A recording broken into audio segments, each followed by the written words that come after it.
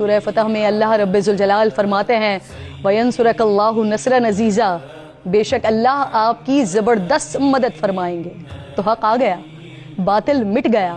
یقیناً باطل تو مٹنے والا ہی ہے۔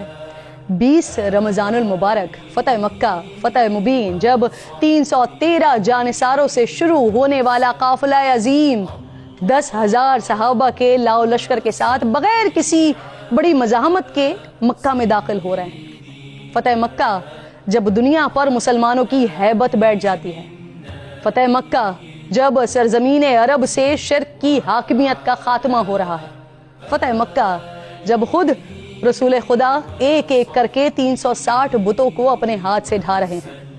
فتح مکہ جب کعبۃ اللہ کو بتوں اور ان کی تصاویر کے ناپاک وجود سے پاک کیا جا رہا ہے۔ فتح مکہ جب مسلمان بیت اللہ میں داخل ہو کر طواف کر رہے ہیں۔ فتح مکہ جب کعبے کی چھت سے حضرت بلال اللہ کی وحدانیت کا علم بلند کر رہے ہیں۔ یہ وہی مکہ ہے کہ فتح سے پہلے حضرت بلال اللہ رب ذوالجلال کی کبریائی کا اعلان کریں تو ان کو دہکتے انگاروں پر لٹا دیا جائے، اور پھر یہی انگارے حضرت بلال کے جسم سے رس خون سے ٹھنڈے ہو جائیں۔ یہ وہی مکہ ہے جہاں اسلام قبول کرنا ایک ناقابل معافی جرم ہو۔ یہ وہی مکہ ہے کہ جہاں اسلام کا اقرار کرنے پر حضرت یاسر اور ان کی زوجہ حضرت سمیہ کو بھرے مجمع میں شہید کر دیا جائے۔ یہ وہی مکہ ہے جہاں رحمت للعالمین کی سچائی کو جھٹلا دیا جائے، دوران عبادت آپ پر اونٹ کی گندی اوجڑی ڈالی جائے، جہاں شیب بن ابی طالب میں آپ صحابہ کی مختصر جماعت کے ساتھ محاصرے میں رہیں۔ آج وہی کفار مکہ ہتھیار ڈالے اپنی قسمت کے منتظر ہیں۔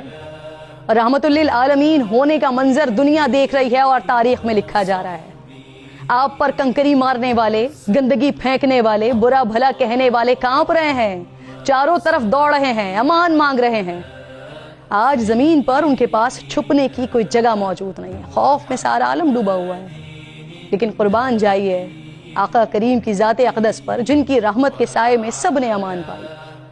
مسلمانوں کے لشکر میں قبیلہ بنو خرج کی کمان حضرت سعد بن عبادہ کے ہاتھ میں ہے۔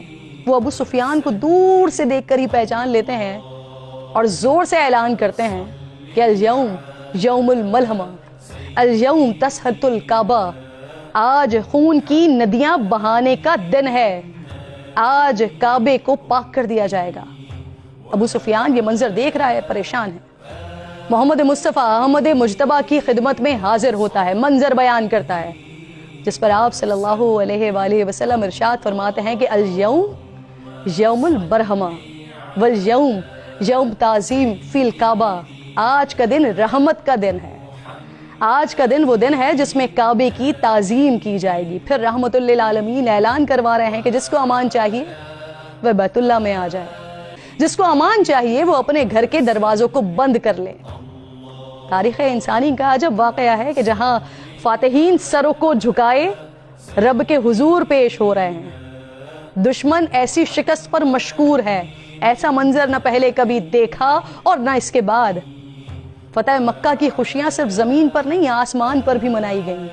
یہ صرف مکہ کو فتح کرنے کا دن نہیں ہے، بلکہ یہ ہزاروں دلوں کو فتح کرنے کا دن ہے۔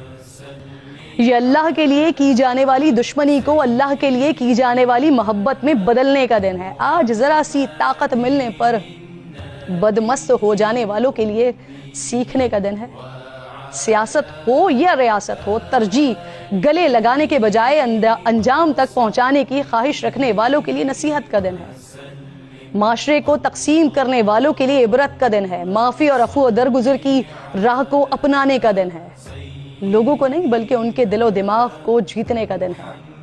ظاہر کے نہیں باطن کے بھی بتوں کو گرانے کا دن ہے۔ آج تسلیم کرنے کا دن ہے کہ طاقتور وہ ہے جو قوت رکھتے ہوئے بھی معاف کر دے۔ آج یہ سمجھنے کا دن ہے کہ بندوں سے لڑائی اللہ کے خاطر ہے، اپنے نفس کے خاطر نہیں ہے۔ آج کا دن بتاتا ہے کہ اگر اللہ طاقت و حکمرانی عطا کر دے تو عاجزی اختیار کریں، جھک جائیں، ورنہ جو طاقت و شہرت تخت و تاج دیتا ہے وہ لینا بھی جانتا ہے، حساب کرنا بھی جانتا ہے اور سزائیں بھی دیتا ہے، چاہے وہ سزا دنیا میں ہو یا آخرت میں۔